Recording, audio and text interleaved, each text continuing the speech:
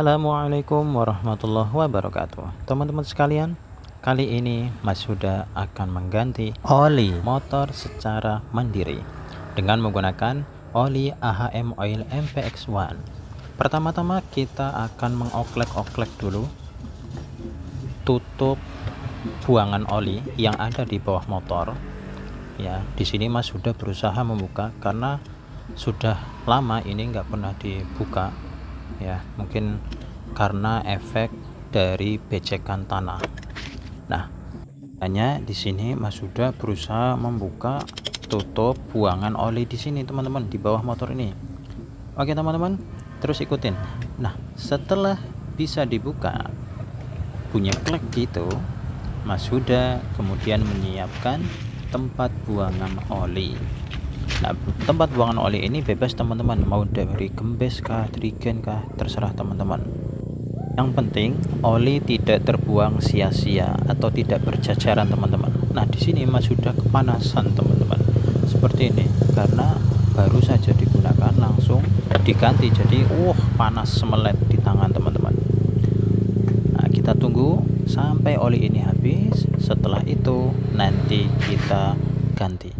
Nah, begini penampakan oli yang lama tidak dipakai, teman.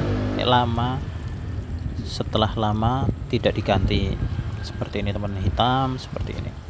Nah, Mas sudah di sini menggunakan oli MPX1 dari Honda, sebagaimana motor yang Mas sudah pakai teman-teman.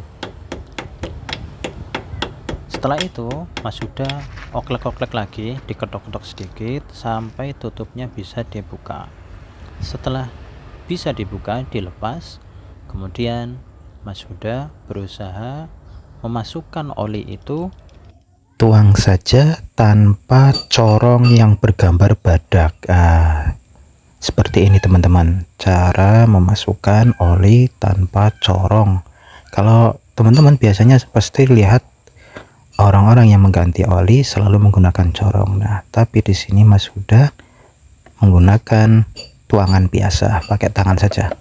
Yang penting pas dengan lubang yang ada di motor untuk memasukkan oli.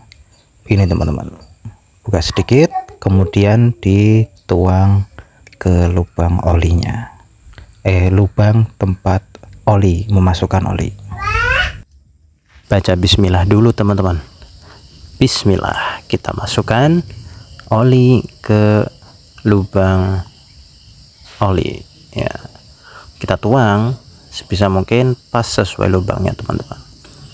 Nah, ini cara murah, cara hemat untuk tidak mengeluarkan biaya sedikit pun dari jasa penggantian oli di bengkel-bengkel teman-teman. Jadi teman-teman gampang, tinggal beli olinya saja. Kalau tahu cara membukanya, tinggal buka di rumah dengan cara manual seperti ini.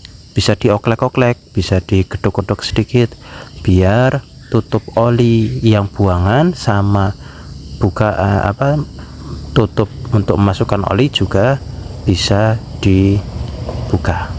Nah, begini teman-teman, cara Mas sudah mengganti oli dengan cara mudah dan murah. Nah, kalau teman-teman sendiri gimana sih cara mengganti oli secara mandiri di rumah?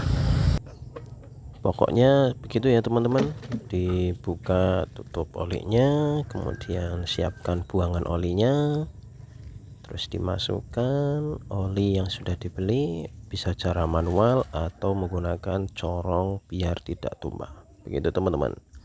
Nah, ini sisa oli yang sudah ditempatkan teman-teman, seperti ini, karena sudah lama tidak diganti jadi warnanya hitam legam ya.